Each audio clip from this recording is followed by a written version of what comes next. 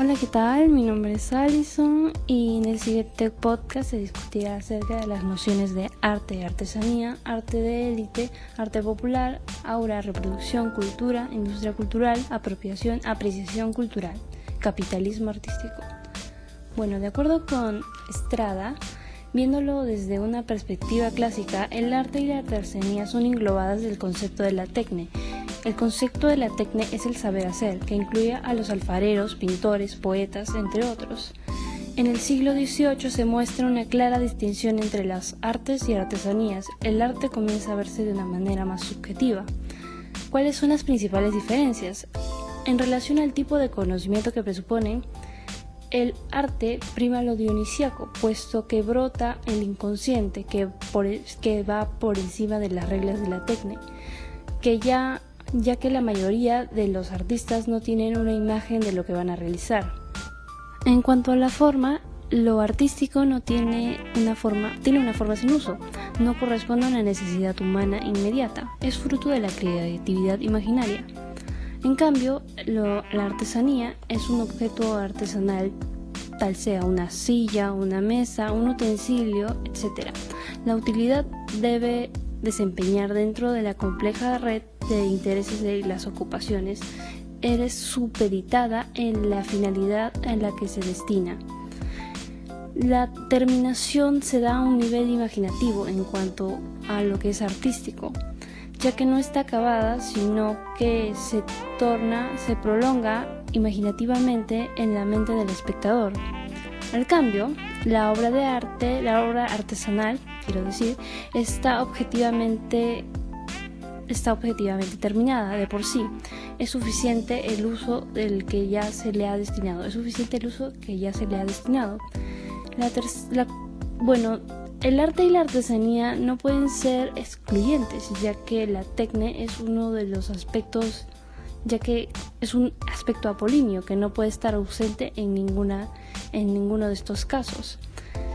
Según Freytag, la define a la artesanía como objetos que evocan memorias y tradiciones a un pueblo. En relación a mi objeto de estudio, que son los jarrones, vasijas Kene, la tecne permite el resultado de la que hemos estado hablando, permite el resultado de la experiencia que adquieren a lo largo del proceso repetitivo del aprendizaje. Este aprendizaje es el que adquieren gracias a las artesanas, las cuales enseñan estas técnicas del Kene, ¿no? Y entonces esto se adhiere a las tradiciones culturales del Shipibo Konibo, que permiten que trascienda a futuras generaciones. Bueno, ahora el arte de élite y el arte popular. El arte de élite, según Marchand, es el arte de las minorías, cambiando y negando la cultura mayoritaria. Tradicionalmente se le imponían las normas artísticas y que de este modo traducían las convenciones estéticas y simbólicas de las clases dominantes, por ejemplo el fauvismo, ¿no? En la actualidad, la impresión se ha convertido en términos de la cultura artística. Sin embargo, esto es un espejismo, puesto que la configuración de las convenciones continúa siendo de la clase dominante. Para estas, la obra se transforma en un signo casi vacío. El gesto es de una personalidad que cada cual interpreta en términos de endopatía. Escobar menciona que el arte popular en su sentido amplio es un conjunto de expresiones a través de las cuales diferentes actores gubernamentarios moviliza el sentido social paralelamente a los modelos del arte occidental moderno. Las tres notas importantes de este movimiento serían la construcción dominante en cuanto a lo diferente. Lo segundo sería la proyección del proyecto de la construcción histórica, que se intensifica en las situaciones en las que parte y actúa como factor de autoafirmación objetiva y posibilidad de réplica. La tercera sería la que significa el conjunto de las formas sensibles y comprendida por las verdades del sector popular. Para Stasny, se comporta según los patrones de las antiguas culturas tradicionales del proceso radicalmente distinto a los de los grupos de las élites letradas, y también se caracteriza por el ser de expresión anónima. Yo relacionaría más a mi objeto de estudio con el arte popular, puesto que es una construcción histórica la que tienen los Shipibo-Konibo del Kene. El Kene tiene la ideología de que la ayahuasca debe ser consumido por las niñas menores de edad, pues para que vean el arte Kene, ¿no? Para que puedan reproducirlo y trascienda a futuras generaciones. Ahora, la aurora versus la reproducción.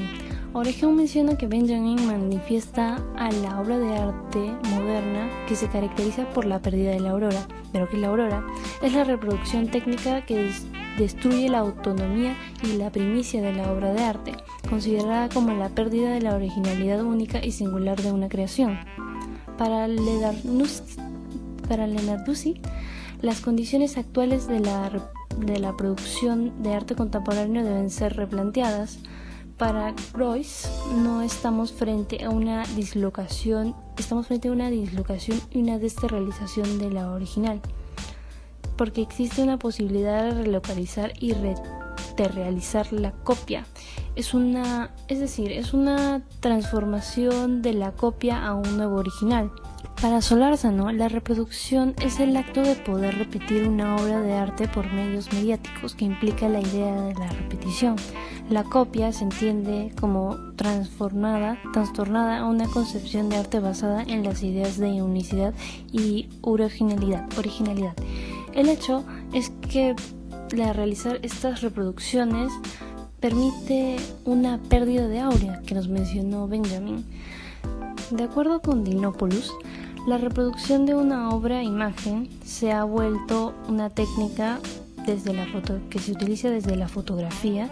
Esta nueva forma de reproducción se produce una cercanía, haciendo que la obra esté a la mano, que excluye su aquí y ahora. Bueno, en relación con el objeto de estudio, sería más de aura, puesto que la artesanía Kene no pierde su originalidad, no pierde su aura de la que nos está hablando Benjamin. Esto puesto que las artesanas hacen sus diseños en las artesanías, en las vasijas, en las jarras, hacen sus diseños de manera original.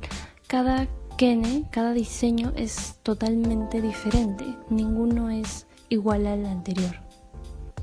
Ahora, en relación a la cultura, Marvin Harris menciona que la cultura es un conjunto aprendido de tradiciones y estilos de vida socialmente adquiridos de los miembros de una sociedad, incluyendo los modos pautados y repetitivos de pensar, sentir y actuar, es decir, de su conducta. De acuerdo, según la postura de Mori, la cultura es vista como una estructura interpretativa, fluida, centrada en la comprensión de la respuesta de los individuos y grupos de comunicación.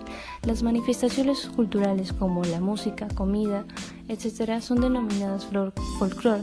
Se encuentran inmersas dentro de las tradiciones de los pueblos. Dichas tradiciones para pasar generación en generación, para así mostrar una identidad cultural de un país. Ahora, en relación con el objeto de estudio, esto sería una cultura, puesto que existen tradiciones trascendentales, son aprendidas, que cambian los modos de pensar, sentir y actuar de los individuos, en este caso del pueblo del Shipibo-Konibo. Ahora, la industria cultural, según Hypet, según Holkein y Adorno, es empleada en términos para referirse a la mercantilización de las formas culturales producidas por el surgimiento de las industrias del espectáculo. La industria cultural modela los comportamientos y configura los sentidos de percepción y reproducción de los valores.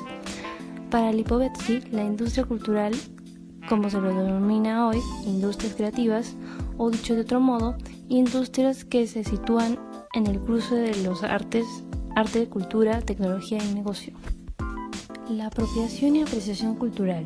La apropiación, según Furio, es la justificación teórica del propósito la justificación teórica es el propósito de la descontextualización y la reutilización de materias preexistentes para generar un nuevo conjunto de significación propia.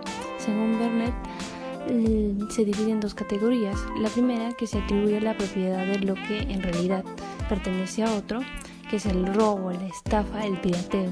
Y el segundo, que sería el concepto del préstamo. Dentro de esta categoría encontramos dos subcategorías, que serían la apreciación creadora y la apropiación imitadora.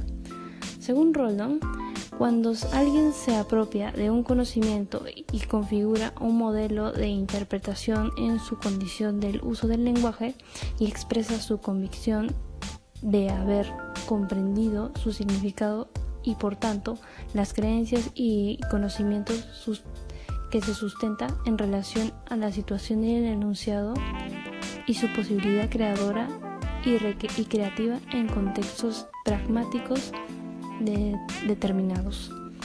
En cambio, la apreciación cultural, según Bill Needham y Toews, puede ser un producto disfrutado en torno a las diferentes proporciones de tiempo, bienes culturales, servicios de capital cultural propio o otros recursos, como por ejemplo la apreciación de la música o un concierto.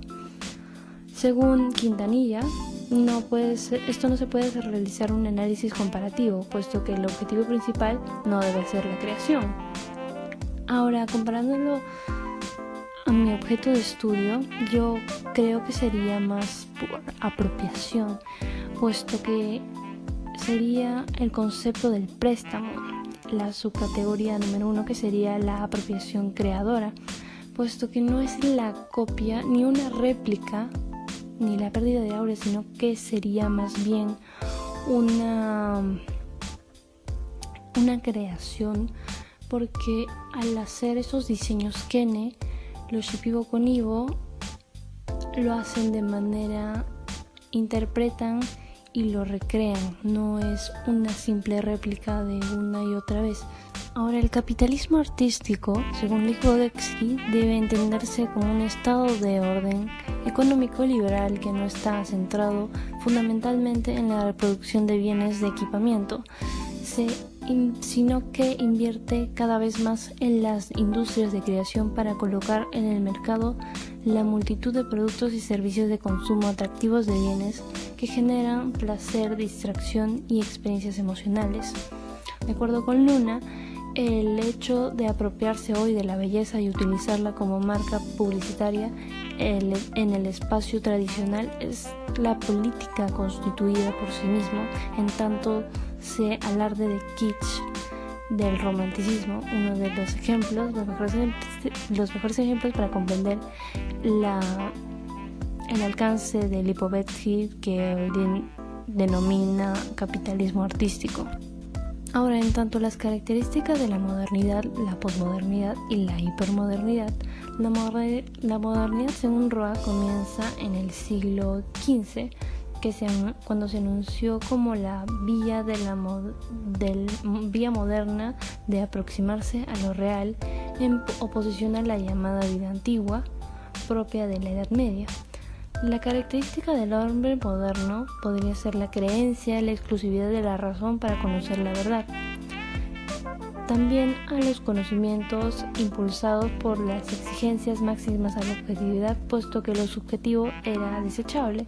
Ahora, el concepto de autonomía también, es decir, normas éticas, eran fundamentales. Lo democrático era una forma de construir una sociedad, era visto de mejor manera. Para Araujo, el individuo racional, el paradigma de la sociedad era que el individuo racional consideraba que la humanidad debería dar pasos seguros. De esta manera debían llegar hacia una abundancia, la felicidad y la libertad. Para Baudrillard, el arte moderno ha consistido en el júbilo de la construcción del objeto y la representación. La posmodernidad, en cambio, Díaz menciona que Aproximadamente en el siglo XX, algunas corrientes de opinión comenzaron a utilizar el término posmodernidad para referirse a ciertas manifestaciones culturales contemporáneas. Escobar, lo posmoderno era caracterizado por el régimen de significación cuyo rasgo fundamental es la desdiferenciación por oposición a la modernidad. Era la mezcla de los nuevos ámbitos separados por el esfuerzo moderno, proceso por el cual en estética era basada en la autonomía de la forma. Alonso y Fernández mencionan que sería una tolerancia a un mundo fragmentado por la hegemonía del consumo y seducción. En cambio, la hipermodernidad la posmodernidad duró muy poco, menos de lo que se esperaba, y anunciaron así el fin de la posmodernidad, debido a los grandes cambios como la telerrealidad, los atentados terroristas televisivos, entre otros, que se presentaron en comienzos del milenio. Se desarrollaba una teoría de los tiempos hipermodernos que se caracterizaba por su culto del extremo y su desmesura. Se produce una transmisión del capitalismo al consumo del consumo al hiperconsumo. Niega las viejas jerarquías del sentido del discurso moderno y mezcla la realidad con la ficción de nuevos usos de temporalidad de los medios de comunicación que han sobrecargado todo lo que se funde en el presente hedonista. La sociedad liberal, menciona Lipovetsky, se caracteriza por el movimiento de flexibilidad de los grandes principales estructurados de la modernidad que han tenido que adaptarse al ritmo hipermoderno para no desaparecer. Ahora, vinculándolo con mi objeto de estudio, sería más una suerte de hipermodernidad, puesto que el día de hoy los Shipibo con Ivo vienen a la Apucalpa para vender sus artesanías, y para esto no tienen un molde establecido de lo que deben ser las artesanías en sí, sino que mezclan un poco más con lo contemporáneo. Ya no es más lo visto anteriormente, lo que era las técnicas anteriores, sino que fueron apropiándose y creando nuevas formas de las que son ahora, como el arte contemporáneo. Por ejemplo, ahora los artistas contemporáneos, no de artesanos, sino más bien de artistas en sí, que pintan murales en la capital, por ejemplo en Lima, los cuales emplean el arte quene construyendo imágenes representativas de la Amazonía. Finalmente, cabe destacar que el tema fue empleado porque considero que el arte quene es una interesante muestra de nuestra cultura tan diversificada y bella. Bueno, eso es todo, gracias.